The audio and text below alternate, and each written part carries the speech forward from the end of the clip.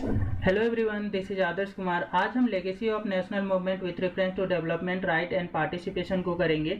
इसमें हम गांधी कंट्रीब्यूशन को पर्टिकुलरली फोकस करने वाले हैं कि गांधी जी का क्या कंट्रीब्यूशन होता है हमारा इंडियन नेशनल मूवमेंट में। पॉलिटिकल साइंस के स्टूडेंट जो बीए और एमए में है फर्स्ट ईयर में, उनके लिए ये जो है कि हमारा इंपॉर्टेंट हो जाता है। एमपीएस 003 के लिए आपका ये हमारा टॉपिक है, Gandhi contribution of on the Indian national movement. तो इसको हम करते हैं क्योंकि हमारा जो है कि Indian national movement Gandhi ji के बिना तो अधूरा होता है, क्योंकि गांधी जी का जो ह्यूज कंट्रीब्यूशन है हमारे इंडियन नेशनल मूवमेंट में, इस वजह से हमें इंडियन नेशनल मूवमेंट जब भी पढ़ते हैं तो गांधी जी का कंट्रीब्यूशन पढ़ना हमारे लिए बहुत ही ज़्यादा इंपॉर्टेंट हो जाता है। तो हम समझते हैं कि गांधी जी का जो है क्या क्या कंट्रीब्यूशन है हमारे इंडियन नेशनल मूवमेंट में। ठीक है, इससे पहले हम थोड़ा सा इनकी बैक की हिस्ट्री समझते हैं कि गांधी जी जो है वो आपका कब इंडिया में आते हैं, और इंडिया में आने के बाद में वो इससे पहले कहाँ पे थे, और इनकी आपका पूरी एजुकेशन पहले समझते हैं। ठीक है, उसके बाद में इनके जो कंट्रीब्यूशन होगा कि इंडियन नेशनल मूवमेंट में, तो उसमें आपका देखेंगे। ठीक है, तो गांधी जी जो होते हैं वो आपका साउथ अफ्रीका से 9 जनवरी 1915 को आपका इंडिया में आते हैं। ठीक है, तो ये कहाँ से आते हैं, तो आपका साउथ अफ्रीका से रिटर्न आते हैं। तो ये पहले आपका क्या करते हैं, लंदन में एजुकेशन करने जाते हैं लॉ का। ठीक है, लॉ का एजुकेशन करके यहाँ पे आते हैं, तो यहाँ वहाँ पे आपका साउथ अफ्रीका में इनका एक फ्रेंड होता है जो कि उनको साउथ अफ्रीका बुला लेता है। ठीक है, कुछ मंथ के लिए बुलाया रहता है, लेकिन ये वो जब वहाँ पे जब जाते हैं, ठीक है, तो वहाँ से आपको इनको रिटर्न आने में, इंडिया रिटर्न आने में आपका 22 ईयर्स लग जाता है। तो आपका ये जो 22 ईयर्स के बाद में 9 जनवरी 1915 को ये साउथ अफ्रीका से इंडिया में रिटर्न आते हैं। ठीक है, तो साउथ अफ्रीका में जो इंडियन लोग थे उन लोगों का जो प्रॉब्लम्स था, इस तरीके का एक्सप्लॉयटेशन साउथ अफ्रीका में भी फेस किया करते थे। ठीक है, जिस तरीके से ब्रिटिशर्स ने इंडिया में एक्सप्लॉयटेशन कर रहा था, उसी प्रकार से आपका जो ब्रिटेन के पीपल जो थे वो आपका साउथ अफ्रीका को भी कॉलोनाइज करके वहाँ पे भी आपका देखेंगे कि जो आपका इंडियंस थे और अदर नेटिव पीपल जो थे उनको एक्सप्लॉयटेशन कर रहे थे, तो उनको बचाने के लिए आपका ये गांधी जी वहाँ पे सत्याग्रह करते हैं और वहाँ से सीख के आते हैं। ठीक है, और इसी का आपका जो हम बोल सकते हैं कि एक नेट प्रैक्टिस जो है कि आपका साउथ अफ्रीका में करके आते हैं सत्याग्रह का, उसके बाद में इसको यहाँ पे आकर के इम्प्लीमेंट करेंगे। ठीक है, तो ये आपका 9 जनवरी 1915 को आते हैं, और इन्हीं की वजह से आपका इन्हीं का ये डेट को मेमोराइज रखने की ये में आपका क्या होता है कि हमारे यहाँ पे कि आपका इस दिन को आपका मनाया जाता है विश्व प्रवासी दिवस। ठीक है, तो प्रवासी दिवस आपका इसी दिन को मनाया जाता है 9 जनवरी के दिन को। ठीक है, तो ये आपका इस पॉइंट ऑफ व्यू से हमारा इंपॉर्टेंट हो जाता है इनका ये डेट को याद रखना। ठीक है, उसके बाद देखते हैं Gandhi has already practice the satyagraha. ये जो गांधी जी होते हैं ये सत्याग्रह आपका प्रैक्टिस किए रहते हैं इसका साउथ अफ्रीका में। ठीक है, साउथ अफ्रीका के लोगों को जो है सत्याग्रह का जो एक बोल सकते हैं कि रास्ते का अप्लाई करते हुए उन्होंने क्या किया कि राइट्स को आपका दिलाने का काम किया था। ठीक है, among the earliest Gandhian activity, the socio-economic field were his visit to Champaran, Bihar, and on the request of the Rajkumar Shukla। होता क्या है कि जब आपका इंडिया में ये आते हैं 9 जनवरी 1915 को, तो गांधी जी बोलते हैं क्या कि हम अभी इंडियन नेशनल कांग्रेस में जो है कि पार्टिसिपेट नहीं करेंगे और इंडियन नेशनल मूवमेंट में डायरेक्टली पार्टिसिपेट नहीं करेंगे।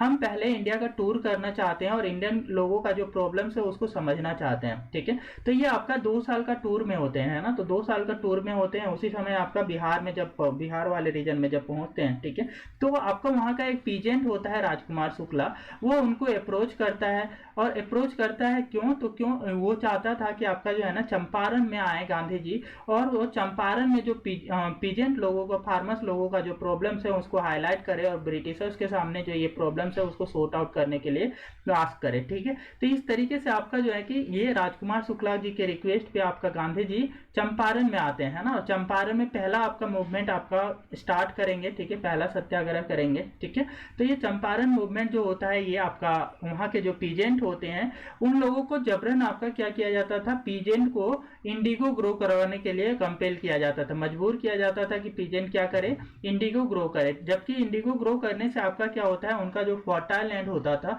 वो इनफर्टाइल हो जाया करता था, है ना, कि जो उपजाऊ जमीन में ही आपका ब्रिटिशर्स बोलते थे कि उपजाऊ जमीन में इंडिगो ग्रो करनी है आप लोगों को। ठीक है, और एक बार इंडिगो ग्रो कर ली जाती थी तो इसकी जो जड़ होती थी वो बहुत गहरी होती थी, जिस वजह से सारे मिनरल्स जो होते थे वो आपका ये एक्सप्लॉइट कर लेता था इंडिगो का प्लांट। उसके बाद वो आपका जमीन जो होती थी वो बंजर हो जाते थे। ठीक है, फिर वहां पे दूसरी क्रॉप आपकी ग्रो नहीं की जा पाती। ठीक है, तो इस टाइप के आपका प्रॉब्लम्स इनको फेस करना पड़ रहा था। इसके साथ में इंडिगो ग्रो करने से इनको बेनिफिट भी उतना ज़्यादा नहीं मिल पा रहा था, क्योंकि इंडिगो का आपका डिमांड जो है ब्रिटेन में कमी हो चुकी थी, प्राइसेस इसकी कम मिल रही थी, ठीक है, क्योंकि आपका जर्मनी में हमारा जो है सिंथेटिक जो कलर था उसका डिस्कवरी हो चुका था, ठीक है। तो इस तरीके से आपका जो है कि इंडिगो प्लांटर्स की ये जो प्रॉब्लम थी कि इनको ज़्यादा आपका फर्टाइल लैंड में आपको इनको ग्रो करने के लिए आपका प्रेशराइज किया जाता था बाय द ब्रिटिशर्स, ठीक है।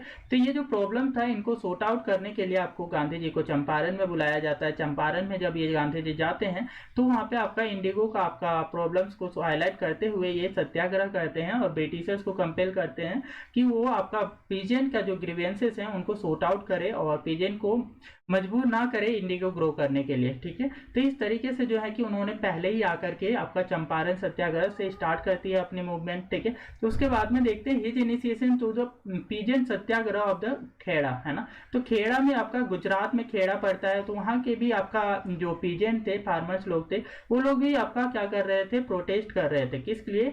तो वहाँ पे आपका ऐसा रूल्स था ब्रिटिशर्स का कि आपका जो कि प्रोडक्शन अच्छा होता है तो 1/4 आपका क्या है कि टैक्स में दिया जाना रहता है ना। पीजेंट आपका 1/4 जो प्रोडक्शन होता था वो आपका टैक्स में देते थे। और जिस वर्ष आपका देखते हैं कि सूखा पड़ जाता था, ठीक है, तो उस समय आपका क्या पीजेंट को जो है कि माफ कर देने की आपका ये प्रावधान था, ठीक है, कि जितना भी आपका सूखा की वजह से आपका लॉस हो जाता है पीजेंट को, तो आपका उस वर्ष जो होगा टैक्स आपका गवर्नमेंट के द्वारा नहीं लिया जाएगा। ऐसे रूल्स थे। लेकिन क्या होती है कि आपका सूखा गुजरात में सूखा पड़ गया खेड़ा वाले रीजन में, लेकिन जो आपका ऑफिसर जो थे ब्रिटिशर्स के, वो आपका क्या करते हैं कि यहाँ के लोगों को कोई भी रिलीफ देने के लिए रेडी नहीं थे, वो उनसे आपका टैक्स वसूली कर रहे थे, ठीक है। तो इसी के अगेंस्ट में जो पीजेंट थे वो लोग आपका प्रोटेस्ट करते हैं, ठीक है, प्रोटेस्ट करते हैं। तो ये आपका क्या है कि गांधी जी भी आपका पार्टिसिपेट करेंगे, ठीक है। और ये जो पीजेंट सत्याग्रह है, ठीक है, उसमें आपका विक्ट्री दिलाने का, पीजेंट लोगों को विक्ट्री विजय दिलाने का भी काम करते हैं, है ना। तो गवर्नमेंट को मजबूर कर देते हैं कि ये जो आपका पीजेंट का जो ग्रीवेंसेस है वो आपका राइट ग्रीवेंसेस है, इनको जल्दी से जल्दी सॉर्ट आउट किया जाए, ठीक है। तो इस तरीके से आपका जो है कि ये आपका खेड़ा सत्याग्रह में भी पार्टिसिपेट करते हैं और यहाँ पे भी विक्ट्री पाते हैं, ठीक है। तो ये उसके बाद में देखते हैं अहमदाबाद मिल ओनर्स के अगेंस्ट में जो लेबर्स आपका प्रोटेस्ट कर रहे होते हैं ना। तो अहमदाबाद वाले रीजन्स में क्या होता है कि आपका लेबर्स जो होते हैं वो अपनी पेमेंट जो है कि मिल ओनर से बढ़ाने की बात करते हैं ना। तो लेबर का डिमांड होता है कि वो अपना 35% जो है कि मिल ओनर से जो है कि प्रॉफिट को बढ़ाने का डिमांड करते हैं। बट अहमदाबाद के जो आपका मिल ओनर्स थे वो बेसिकली सारा भाई टेक्सटाइल मिल ऑनर्स थे, ठीक है, सारा भाई फैमिली के मेंबर्स थे, उनकी मिल्स थी। तो वो लोग आपका 20% तक जो लेबर्स का जो पेमेंट था वो बढ़ाने के लिए रेडी थे। बट जो लेबर्स थे उनका डिमांड था कि 35% पेमेंट का हाइक किया जाए, क्योंकि जो मिल ओनर्स थे उनका भी आपका अच्छा खासा यहाँ पे आपका प्रॉफिट हो रहा था इस समय पे, क्योंकि इनका प्रोडक्शन बढ़ गया था। और डिमांड जो थी कि इस समय आपका देखते हैं कि इनके जो इंडस्ट्रीज थे, इनके प्रोडक्ट का दैट मीन्स इनके जो कपड़े यहाँ से जो बनाए जाते थे उनका आपका बहुत ज़्यादा डिमांड था मार्केट में, क्योंकि उस समय आपका सेकेंड वर्ल्ड वार चल रहा था, ठीक है। तो 1980 के जस्ट नियर बाई आपका उस पीरियड का टाइम है। तो उस समय आपका क्या है कि हमारा कि सेकेंड वर्ल्ड वार का जस्ट एंड वाले मोमेंट पे ही आपका क्या है कि ये जो डिमांड था आपका इनके कपड़ों का, टेक्सटाइल मिल्स का, वो बहुत ज़्यादा था। तो वर्कर्स भी चाहते थे कि हमारा भी क्या हो कि हम लोग ज़्यादा काम कर रहे हैं तो हमें भी प्रॉफिट ज़्यादा गेन हो और हमारी जो प्राइसेस है वो बढ़ा दी जाए, हमारी वेजेज, हमारी सैलरी बढ़ा दी जाए। तो इसके अगेंस्ट में आपका प्रोटेस्ट कर रहे थे, ठीक है। तो यहाँ पे हमने देखा कि आपका जो गांधी जी हैं वो ऐसे याद रखते हैं हम कि इंडिया में आने के बाद में पहले ही आपका गांधी जी जो है कि केक खाते हैं, है ना। सी से चंपारण, उसके बाद में हमारा के से खेड़ा और ए से अहमदाबाद, ठीक है। तो इस तरीके से आपका बोला जाता है कि हमारा जो है कि गांधी जी इंडिया में आने के बाद में केक खाते, दैट मीन्स सी से चंपारण, ए से अहमदाबाद और के से खेड़ा, है ना। तो 3 सत्याग्रह करते हैं और तीनों में विक्ट्री पाते हैं, ठीक है। तो इसलिए बोला जाता है गांधी जी ना सत्याग्रह का रास्ता अपना करके वो क्या है साउथ अफ्रीका में एक नेट प्रैक्टिस आपका करके आए थे और इंडिया में आकर के बस सिक्सर ही सिक्सर लगाए जा रहे थे। विक्ट्री यहाँ पे बहुत ज़्यादा आपका जितने भी प्रोटेस्ट में पार्टिसिपेट करते उनमें विक्ट्री दिलाने का काम करते थे, ठीक है। तो यही चीज़ यहाँ पे बताया बताया जा रहा है कि आपका यहाँ पे जो फर्स्ट दो आपका मूवमेंट थी वो आपका क्या थी, एग्रेरियन इकोनॉमी पे बेस्ड थी, मतलब फार्मर्स की जो प्रॉब्लम थी उन पे बेस्ड थी, ठीक है। तो उनकी प्रॉब्लम्स को आपका सॉर्ट आउट करने का लिए बेस्ड थी, जिसमें आपका जो पीजेंट है वो आपका 95% जो इंडियन पीपल जो होते हैं वो पार्टिसिपेट करते हैं इसमें, ठीक है। तो ये 20th सेंचुरी में ये एंटी इंपीरियलिस्टिक बेस्ड आपका था कि ये मूवमेंट जो था बेसिकली एंटी इंपीरियलिस्टिक के अगेंस्ट में फाइट माना जाता है, कि ये जो ब्रिटिशर्स हैं उनके अगेंस्ट में फाइट कर रहे थे, है ना। तो एक तो आपका चंपारण वाले जो ब्रिटिशर्स थे डायरेक्टली वो आपका इंडिगो ग्रो करने के लिए कंपेल करते थे फार्मर्स को, उसके अगेंस्ट में लड़ लिया। दूसरा आपका क्या है कि ये जो आपका खेड़ा वाले रीजन में ये टैक्स जो आपका रिलीफ मिलना चाहिए था due to the drought condition, but they are not ready to give the relief to the peasant. In this condition the Kheda peoples were rising the protest against the Britishers, ठीक है। तो ये आपका क्या था, एंटी इंपीरियलिस्टिक एज दोनों आपके थे, ठीक है। और वही थर्ड वाले की बात करें तो आपका क्या था, इंडस्ट्रियल रिलेशन था इसका, है ना। तो जो हमारा अहमदाबाद वाला था वो आपका क्या था, इंडस्ट्रियल बेस्ड आपका प्रॉब्लम था। बेसिकली इंडस्ट्रियल बेस होने के साथ साथ ही अहमदाबाद का जो प्रॉब्लम था वो आपका विद इन इंडिया के लोगों के बीच में ही था, क्योंकि सारा भाई टेक्सटाइल मिल्स के जो ओनर थे वो भी आपका इंडियंस ही थे और यहाँ के लेबर्स भी आपका इंडियन ही थे, ठीक है। इस वजह से ब्रिटिशर्स ना गांधी जी को बुलाते हैं और बोलते हैं कि देखो ये आप दोनों तो आपके ही लोग हैं, ठीक है, बट इन लोगों के बीच में जो है ना कि कॉन्फ्लिक्ट चल रहा है, तो आप आकर के इनकी जो प्रॉब्लम्स है वो सॉर्ट आउट किया करें, ठीक है। तो गांधी जी जब आते हैं तो वो आपका पूरी सर्वे करने के बाद में बताते हैं कि पीजेंट का जो 35% आपका सैलरी हाइक का जो डिमांड है ना वो आपका क्या है, सही है, ठीक है। तो आपका ये एग्री कर देते हैं कि 35% के लिए जो हाइक पेमेंट हाइक का जो डिमांड करें वो करेक्ट है। मिल ओनर्स को आपका 35% आपका देना चाहिए instead of giving the 20% hike, ठीक है। तो इस तरीके से आपका क्या है कि यहाँ पे भी मिल ओनर्स को भी ये रेडी करवा देते हैं, ठीक है। तो आपका इस तरीके से मेडिएशन का काम किया, लेबर्स और मिल ओनर के बीच में प्रेशर डेवलप किया, और ये फाइनली क्या है कि ये जो विक्ट्री भी दिलाने का काम करते हैं और लेबर का जो ग्रीवेंसेस थे उनको भी सॉर्ट आउट करने का काम करते हैं, ठीक है। तो इस तरीके से यहाँ इंडियन नेशनल मूवमेंट में आपका क्या है, गांधी जी का कंट्रीब्यूशन हमने देखा चंपारण, अहमदाबाद और खेड़ा में किस प्रकार से है, ठीक है। The three episodes of the early life of the Gandhi suggest that wherever Gandhi took the clear anti-imperialist position, यहाँ पे तीनों ऐसे हमें समझ में आ रहा है कि ये क्लियरली आपका एंटी इम्पीरियलिस्टिक पोजीशन लेना ये गांधी जी स्टार्ट कर दिए थे। मतलब क्या है कि एम्पायर बिल्डिंग जो ब्रिटिश किया करता था, ब्रिटेन किया करता था, उसके अगेंस्ट में ये फाइट करना स्टार्ट कर दिए थे, ठीक है। He was in favour of solving the class conflict with in the Indian society through the persuasion, ठीक है। और ये जो है ना कि आपका इंडियन सोसाइटी में जो क्लास कॉन्फ्लिक्ट हुआ करते थे, अपर क्लास लोअर क्लास, ठीक है, उनको भी ये सोल्व करने के लिए आपका अपना कंट्रीब्यूशन प्ले करते हैं, ठीक है, अपना जो रोल है वो प्ले करते हैं। जो विद इन क्लास आपका इंडियंस लोगों के बीच में, अपने ही लोगों के बीच में जो फाइट हुआ करते थे, कॉन्फ्लिक्ट होती है, उसको भी सॉल्व करते हैं, ठीक है।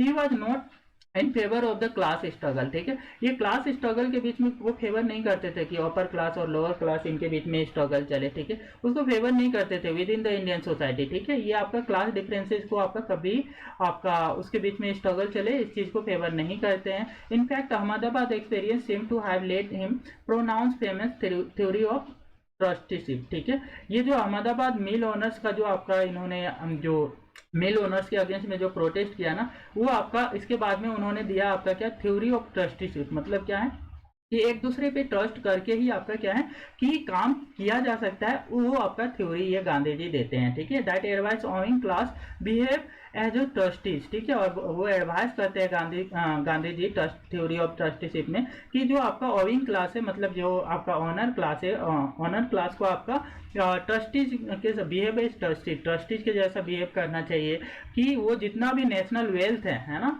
वो उनका क्या है कि उनका आपका रक्षक है ना, कि जितने भी मिल ओनर्स या फिर जितने भी आपका ऐसे क्लासेस जो आपका रिच क्लासेस हैं, ठीक है, वेल्दी क्लास, वो आपका इंडियन नेशनल वेल्थ जो है उसका आपका रक्षक है। और ये जो आपका वेल्थ है उसको आपका क्या है, वर्किंग क्लास के बेनिफिट के लिए ही आपका इनका यूज करे, ठीक है। इस तरीके से आपका क्या है कि थ्योरी ऑफ ट्रस्टीशिप में बताते हैं कि ये आपका ट्रस्ट करके ही आपका क्या करना है कि वर्क परफॉर्म करना है जो भी वेल्दी पीपल्स हैं, और ये वेल्थ आपका नेशनल वेल्थ है, तो ये इनके ऑनर्स हैं। और ये जो है कि वेल्थ का यूज जो होना चाहिए वो वेलफेयर ऑफ ऑल के लिए होना चाहिए, मतलब सबके विकास के लिए होना चाहिए, ठीक है। In fact it was probably due to the influence of the Ahmedabad textile owners union कैप Ahmedabad traders textile workers union kept away from the all India trade unions. ठीक है, तो ये जो है कि एक्चुअल में ये जो गांधी जी का जो कंट्रीब्यूशन है, तो गांधी जी के कंट्रीब्यूशन की वजह से ही जब आपका जो है कि ये जो इन्फ्लुएंस आपका डेवलप होने लगा था अहमदाबाद टेक्सटाइल वर्कर्स का यूनियन का, kept away from the all India trade union Congress, जो आपका all India trade union Congress जो बनाई गई, ठीक है, उससे आपका क्या है, जितने भी वर्कर्स थे वो आपका दूर रहते हैं, है ना। 1920 में आपका ऑल इंडिया ट्रेड यूनियंस बनाई गई थी, ट्रेड यूनियन कांग्रेस बनाई गई, उससे आपका वर्कर्स बाहर ही रहते, दूर ही रहते हैं, क्योंकि आपका क्या है कि गांधी जी ने ऐसा बिलीफ डेवलप किया था कि हमारा जो है ना कि आपका ट्रस्टीशिप वाला थ्योरी और ट्रस्टीशिप इन्होंने बता दिया था। ठीक है, even the Congress leaders did not join it until the parties गया कॉन्फ्रेंस इन 1922। तो आपका जो है कि इवन जो इंडियन नेशनल कांग्रेस के जो मेंबर्स होते हैं ना, वो भी all India trade union Congress में पार्टिसिपेट नहीं करते हैं जब तक से गया सेशन में आपका 1922 में आपका एग्री नहीं कर लिया जाता है कि हमें जो ग्रीवेंसेस है all India trade union Congress की, वो आपका उसके फेवर में आपका जब तक से ये रिजोल्यूशन नहीं पास करते हैं गया सेशन में, तब तक से आपका जो मेंबर्स होते हैं इंडियन नेशनल कांग्रेस के, वो भी पार्टिसिपेट नहीं करते हैं। ठीक है, while the Congress fought for the interest of the peasant, ये जो कांग्रेस थी वो आप क्या करने लगे थे, पीजेंट के लिए और फार्मर्स के जो राइट है उनके लिए आपका इनके इंटरेस्ट के लिए फाइट करना स्टार्ट कर दी थी।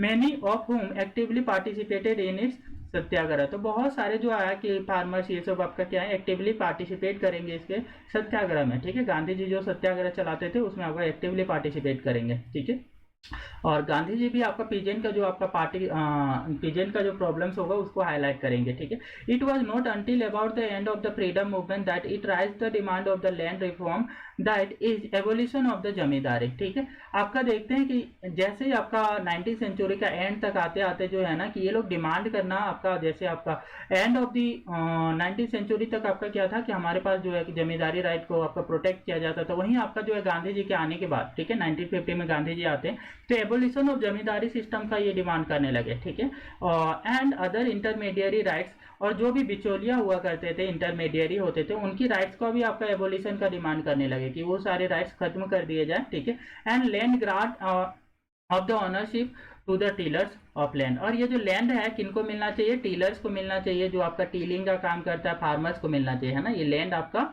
किनके राइट्स में होना चाहिए, फार्मर्स के राइट में होना चाहिए, इसके लिए आपका ये फाइट करते हैं। ठीक है, in fact as early 1893 Indian National Congress had demanded the permanent settlement of the land revenue in Bengal in order to protect the landowners against the harassing extortions of the landowners in the ryotwari area. ठीक है, आपका क्या है कि ये जो है कि इससे पहले की बात करें ना, ये गांधी जी के आने से पहले इंडियन नेशनल कांग्रेस जो थी वो आपको जमींदारी राइट्स को बचाने के लिए स्ट्रगल करती थी। 1893 से पहले की बात करें तो आपका लैंडलॉर्ड का जो आपका राइट हुआ करता था बंगाल वाले रीजन में, उसको बचाने का आपका काम किया करती थी। मतलब पीजेंट के राइट्स का ध्यान नहीं रखा जाता था। बट जब गांधी जी आते हैं इंडियन नेशनल मूवमेंट में, जब पार्टिसिपेट करते हैं, तो यही इंडियन नेशनल कांग्रेस का जो आपका बोल सकते हैं कि जो व्यू होती है वो बदल जाती है, और पीजेंट के टुवार्ड्स आपका जो है कि इनका व्यू आपका वर्क करने लगता है, और जो पीजेंट के ग्रीवेंसेस थे, शिकायतें थे, उनको सॉर्ट करने के लिए वर्क करेंगे। ठीक है, तो वही चीज़ बताया गया कि हारेसमेंट आपका जो किया जाता था लैंडलॉर्ड्स के द्वारा रैयतवाड़ी सिस्टम में। ठीक है, रैयतवाड़ी एरियाज में। ठीक है, वो सब में आपका क्या है कि लैंड ओनर्स का जो हुआ था, ठीक है, लैंड लॉर्ड्स का आपका प्रोटेक्शन की राइट क्या डिमांड करते थे बिफोर 1893। ठीक है, नेक्स्ट है गांधी सब्सटेंस ऑफ स्वराज। अब हम समझते हैं गांधी जी का क्या मतलब होता है, स्वराज, स्वराज का क्या मतलब होता है ना। तो गांधी जी के अकॉर्डिंग ये स्वराज में क्या क्या चीज़ों का आपका इंक्लूजन करते हैं उनके बारे में समझते हैं। ठीक है, तो ये आपका जो है कि 26 जनवरी 1930 Congress men all over the country took the pledge of the complete independence as demanded the Lahore sessions of the resolution of December in 1929। ठीक है, 1929 में लाहौर सेशन होता है जिसका आपका चेयरमैनशिप आपका जो है पंडित जवाहरलाल नेहरू करते हैं, और वो रिजोल्यूशन पास करते हैं, और वो रिजोल्यूशन में बोलते हैं पूर्ण स्वराज का डिमांड करते हैं। ठीक है, पूर्ण स्वराज का डिमांड करते हैं, और बोलते हैं कि आपका क्या है कि नेक्स्ट आपका जो है मंथ है कि वो लास्ट संडे को, नेक्स्ट मंथ के आपका लास्ट संडे को हम क्या करेंगे, पूर्ण स्वराज डे सेलिब्रेट करेंगे। और वो जो आपका लास्ट संडे जो पड़ रहा था जनवरी का, तो वो आपका क्या है 26 जनवरी को पड़ रहा था 1930 को। उस डे फर्स्ट डे आपका जो बोल सकते हैं कि इंडियन नेशनल कांग्रेस ने जो है कि आपका इंडियन फ्लैग को आपका होइस्ट किया हुआ था, फहराया हुआ था, ठीक है। तो ये आपका उस डे को आपका मेमोराइज किया जा रहा है, क्योंकि यहीं से आपका स्वराज का आपका स्टोरी स्टार्ट होती है ना। तो स्वराज का जो आपका नेहरू जी ने आपका डिमांड किया था वो आपका क्या है कि इनका एक एम्बिशन बन जाता है फ्रॉम द 26 जनवरी 1930, ठीक है।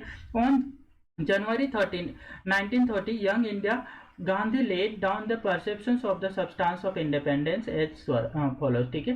जो है कि इससे पहले 26 जनवरी 1930 को तो ये आपका स्वराज का डिमांड कर देते हैं, और वही आपका 30 को है ना, जनवरी 30 1930 को क्या करते हैं गांधी जी ना, कैसा स्वराज होना चाहिए उसके लिए कुछ आपका क्या है कि यहाँ पे पॉइंट्स बताते हैं, ठीक है। जैसे total prohibition on the liquor, और क्या है कि total prohibitions of the Britishers authority और the others countries interference in the administration of the nation, ठीक है। जो बाहर का आपका इन्फ्लुएंस हुआ करता था, ब्रिटेन जो कंट्रोल किया करता था, उससे आपको टोटल प्रोहिबिशन मतलब कि ब्रिटेन की गवर्नमेंट को टोटल प्रोहिबिटेड करने की बात किया जा रहा था, ठीक है। Reduction of the pound rupee exchange ratio from 1 shilling pence to 1 shilling 1 shilling 4 pence, ठीक है। ये जो है पाउंड रूपी जो आपका एक्सचेंज रेट जो था ना, वो उन्होंने क्या है कि बहुत ही ज़्यादा आप बोल सकते हो कि इस तरीके से कर रखा था कि वो ब्रिटेन के फेवर में हुआ करता था, ठीक है। तो 1 shilling को आपका 6 pence के बराबर करके रखा था, ठीक है। तो ये एक्सचेंज रेट था, है ना। तो इसको आपका चेंज करके कितना करने के लिए बोला गया, 1 shilling को 4 pence के बराबर करने के लिए बोला गया। गांधी जी का ये जो आपका स्वराज का डिमांड था उसमें ये पॉइंट को रखा, ठीक है। Reduction of the land revenue by the at least 50% and making it subject to the legislative control. जो आपका लैंड रेवेन्यू जो डिमांड किया करते थे वो आपका 50% तक कम करने की बात करते हैं, और ये जो है लेजिस्लेटिव कंट्रोल में दे देने की बात करते हैं। लेजिस्लेटिव काउंसिल होगा तो वो लॉज बनाएगा आपका क्या है लैंड रेवेन्यू पे, ना कि आपका गवर्नमेंट और वाइस राइट, ठीक है। इस पे आपका क्या है कि इस तरीके का आपका पॉइंट आपका ये इंक्लूड करते हैं। एबोलिशन ऑफ सॉल्ट टैक्स को खत्म करने की आपका डिमांड करते हैं। Reduction of military expenditure by at least 50% begin with, ठीक है। तो आपका क्या है कि जो रिडक्शन जितना है मिलिट्री पे जितना खर्च हो रहा था उस पर 50% का आपका कमी करने की डिमांड करते हैं गांधी जी, है ना। कि मिलिट्री पे क्या है ब्रिटिशर्स बहुत ज़्यादा आपका एक्सपेंड कर रहे थे, इस वजह से जो नेशनल ग्रोथ था वो रुक गया था, ठीक है। तो आपका पैसा ही नहीं था यहाँ पे इंडिया में इन्वेस्ट करने के लिए, इस वजह से ये बोलते हैं कि जो आपका सैलरी आपका इतना ज़्यादा अपने ऑफिसर्स को देते हो वो कम करें, ठीक है।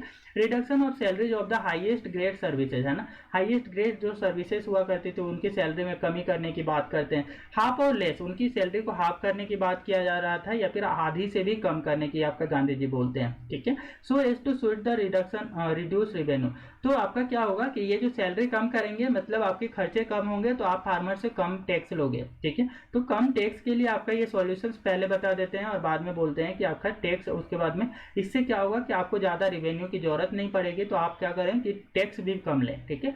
Protective tariff on the foreign cloth, okay. तो protective tariff on the foreign cloth, जो फॉरेन क्लॉथ हुआ करते थे बाहर के जो विदेशी कपड़े होते थे इंडिया में लाके डंप कर दिए जाते थे, जिससे आपका इंडियन मार्केट में आपका जो बाहर के बने हुए कपड़ों का आपका डंपिंग होने की वजह से उनका बहुत ज़्यादा आपका नंबर में बहुत ज़्यादा कपड़े हुआ करते थे। इस वजह से इंडियन जो टेक्सटाइल मिल्स थी वो आपका इनके साथ कंपटीशन फेस ही नहीं, कंपटीशन में आपका सर्वाइव ही नहीं कर पाती थी, और इंडियन कपड़े जो है कि उनकी भी सेलिंग भी नहीं हो पाते थे, ठीक है। क्योंकि फॉरेन के कपड़े आपके सस्ते दिखते थे और इंडियन नेटिव कपड़े जो थे वो आपके हाथ से बने हुए होते थे, महंगे होते थे, तो वो कम बिकते थे, ठीक है, और ज़्यादा फाइन भी नहीं होते थे, इस वजह से कम बिकते हैं। तो इस वजह से ये बोलते हैं कि आपका इंडियन के जो जितने भी मिल इंडस्ट्रीज हैं उनको प्रोटेक्शन प्रोवाइड करने के लिए protective tariff on the foreign cloth की डिमांड करते हैं कि जो फॉरेन क्लॉथ है उस पर टैरिफ लगाया जाए, ठीक है।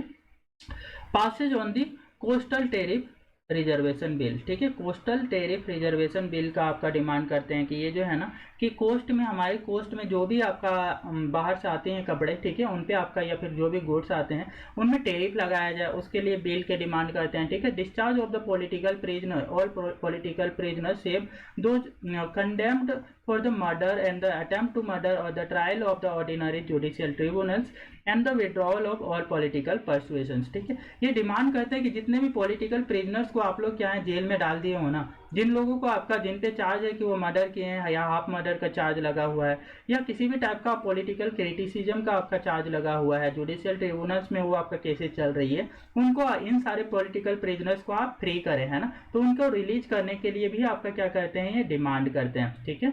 उसके बाद में एबोलिशन ऑफ द सीआईडी और इट्स पॉपुलर कंट्रोल। सीआईडी जो है कि सीआईडी एक ऐसी संस्था थी जो आपका क्या है ब्रिटिशर्स की एक स्पाई के जैसा काम करती थी। तो जो सारे आपका जो पॉलिटिकल लीडर्स थे, है ना, उनकी पूरी मूवमेंट को ये क्या करती, सीआईडी कैच कर लेती थी और फाइनली जो कोई भी मूवमेंट चलता है उसको सप्रेस कर दिया करते थे, है ना। तो जितने भी इंडियन पॉलिटिकल लीडर थे उनके पीछे सीआईडी ये ब्रिटिशर्स लगा दिया करते थे। तो इसलिए ये डिमांड करते कि abolition of the CID, CID को आप एबोलिश कर दो और इसका जो पूरी कंट्रोल है ना उस पर आप क्या करो कि पॉपुलर कंट्रोल को भी आप क्या करो, एबोलिश करो, खत्म करो, ठीक है। जो है कि पूरी अपनी कंट्रोल में इनको रखते हो तो वो कंट्रोल भी खत्म करो, सीआईडी संस्था को भी खत्म करो, ठीक है। Issue of licenses to use the fire arms for the self defence subject to the popular control, ठीक है। आपका क्या है कि ये जो है कि हथियार रखने का जो है ना कि वो अलाउ करे, ठीक है, कि फायर आर्म्स रखने का अपने प्रोटेक्शन के लिए आपका जो है फायर आर्म्स रखने के लिए लाइसेंसेस इशू करें, ठीक है। तो इसके लिए भी आपका डिमांड करते हैं, ठीक है। इस तरीके से जो गांधी जी हैं, गांधी जी के जैसे ही आए हैं वो और इंडियन नेशनल मूवमेंट में जब पार्टिसिपेट करते हैं तो इनके पार्टिसिपेशन के साथ ही बहुत सारे और भी आपका ग्रुप ऑफ पीपल्स होते हैं, जैसे peasant community, labour community, women, ठीक है, ये लोगों का भी पार्टिसिपेशन बढ़ जाता है। इससे पहले इंडियन नेशनल कांग्रेस में ना आपका लेबर्स और पीजेंट और ओमेन्स का पार्टिसिपेशन नहीं होता था। ये लोग आपका कौन से लोग होते थे, ओनली एलाइड पीपल हुआ करते थे इंडियन नेशनल कांग्रेस में। लेकिन जैसे ही गांधी जी जो आते हैं इंडिया में, ठीक है, तो वो आपका मास मूवमेंट पे बिलीव करते थे कि जितना ज़्यादा लोग पार्टिसिपेट करेंगे उतना ज़्यादा ही हमारे लिए मूवमेंट होगा, फ्रूटफुल होगा। इसलिए जब आपका गांधी जी आपका इनका इंक्लूजन स्टार्ट करते हैं, पीजेंट का, लेबर का और ओमेन का, इनके ग्रीवेंसेस को सॉर्ट आउट करना स्टार्ट करते हैं